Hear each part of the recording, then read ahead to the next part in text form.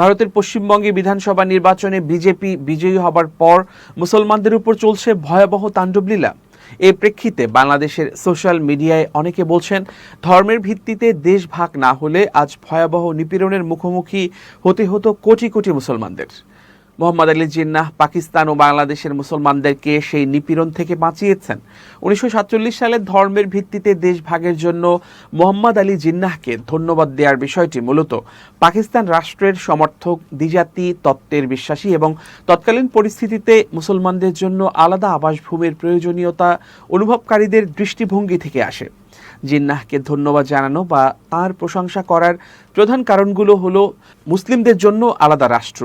জিন্নাহর নেতৃত্বে all India Muslim League 1947 সালে পাকিস্তান প্রতিষ্ঠা করে। সমর্থকদের মতে এটি ভারতীয় উপমহাদেশের মুসলমানদের হিন্দু সংখ্যাগরিষ্ঠ ভারতে সংখ্যালঘু হিসেবে বসবাস করার চেয়ে একটি স্বাধীন সার্বভৌম রাষ্ট্রে নিজের শাসন ও সংস্কৃতি নিয়ে বাঁচার সুযোগ করে দিয়েছিল। শোষণ ও আধিপত্য থেকে মুক্তি। অনেক মুসলমান বিশ্বাস করতেন যে অখণ্ড ভারতে অর্থনৈতিক, রাজনৈতিক ও সাংস্কৃতিক ক্ষেত্রে হিন্দু জমিদার ও কংগ্রেসের আধিপত্য থাকবে। জিন্নাহর দ্বিজাতি তত্ত্ব মুসলমানদের এই ভয়কে রাজনৈতিক বাস্তবতায় রূপ দেয় এবং তাদের রাজনৈতিক ও অর্থনৈতিক মুক্তির পথ দেখায়। নিজের পরিচয়ের সুরক্ষা।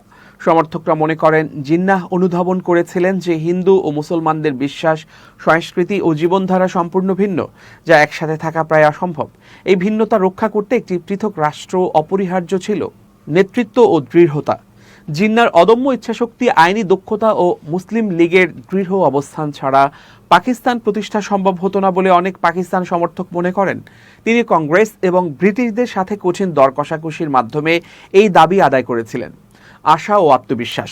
জিন্নাহর কথা 11 আগস্ট 1947-এর বক্তৃতায় তিনি বলেছিলেন, আপনারা মন্দিরে যেতে পারেন, মসজিদে যেতে পারেন বা যে কোনো উপাসনালয়ে যেতে পারেন, রাষ্ট্রের সাথে তার কোনো সম্পর্ক নেই।